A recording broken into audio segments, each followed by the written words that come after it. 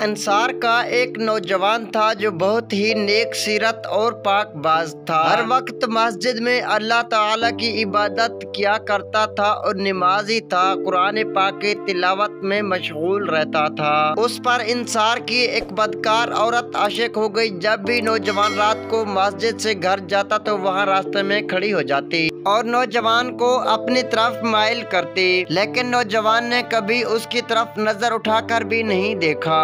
3 روز تک مسلسل وہ عورت ہر رات کو عشاء کی نماز کے وقت وہاں کھڑی ہو جاتی اور نوجوان کو گناہ کی دعوت دیتی، مگر بے سود۔ جب نوجوان نے اس پر کسی قسم کی توجہ نہ دی تو اس نے نوجوان کو ذلیل کرنے کا فیصلہ کر لیا۔ اس نے ایک اور عجیب و غریب چال چلی۔ ایک انڈا لیا اور انڈے کو توڑ کر اس کی زردی کو پھینک دیا اور انڈے کی سفیدی کو اپنے کپڑوں اور رانوں کے درمیان ڈال دیا اور چلاتے ہوئے حضرت عمر بن خطاب سے کہا کہ فلاں نوجوان نے میرے ساتھ زبردستی کی اور مجھے زیادتی کا نشانہ بنا ڈالا۔ ثبوت کے طور پر اس نے اپنے کپڑوں پر لگے نشانات دکھائے اور حضرت عمر بن خطاب نے اس نوجوان کو طلب کیا اور کہا کہ تجھ پر یہ عورت زیادتی کا الزام لگا رہی ہے۔ نوجوان رونے لگا اور اپنی جگہ سے چلا کر کہنے لگا، اللہ کی قسم، جب میں نے اس عورت کی خواہش پر عمل نہ کیا تب اس نے مجھ پر یہ جھوٹا الزام لگا دیا۔ جب عورت نے یہ سنا تو کہنے لگی، یہ آدمی غلط بیانی کر رہا ہے اور سزا سے بچنے کی کوشش کر رہا ہے۔ اور حضرت عمر کافی دیر تک سوچتے رہے کہ کون گناہ گار ہے اور کون بے گناہ ہے، لیکن آپ کی سمجھ میں کچھ نہ آیا تو حضرت عمر بن خطاب حضرت علی کی خدمت میں حاضر ہوئے اور فرمایا، اے ابو الحسن، اس معاملے کو آسان فرما دیجیے۔ حضرت علی رضی اللہ تعالیٰ عنہ نے اس عورت کی ساری بات سنی اور پھر نوجوان کی بات سنی۔ پھر حکم دیا کہ ابلتا ہوا پانی لایا جائے۔ جب وہاں پانی لایا گیا تب اس عورت کے داغدار کپڑے اتارے اور اس پانی میں ڈال دیے گئے۔ اس انڈے کی سفید کپڑوں پر انڈے کے ذائقے کی تصدیق ہو گئی۔ مولا علی نے فرمایا کہ یہ عورت جھوٹ بول رہی ہے اور اس نوجوان پر جھوٹا الزام لگا رہی ہے، کیونکہ ویسے ہی ابلتے پانی میں اس عورت کے کپڑے ڈالے گئے تو وہ جو انڈے کی سفیدی تھی ابلتے ہوئے پانی پر تیرنے لگی اور سونگھنے پر بھی اس انڈے کا ذائقہ آ رہا تھا۔ اس لیے یہ ثابت ہوا کہ یہ عورت جھوٹی ہے، کیونکہ اس نوجوان نے جب اس کی خواہش پوری نہیں کی تو یہ عورت بدلے کی آگ میں جل رہی تھی اور اس لیے اس نوجوان پر جھوٹا الزام لگایا۔ اسی لیے تو کہتے ہیں کہ شک کی بنیاد پر کسی کو سزا نہیں دینی چاہیے، کیونکہ کیا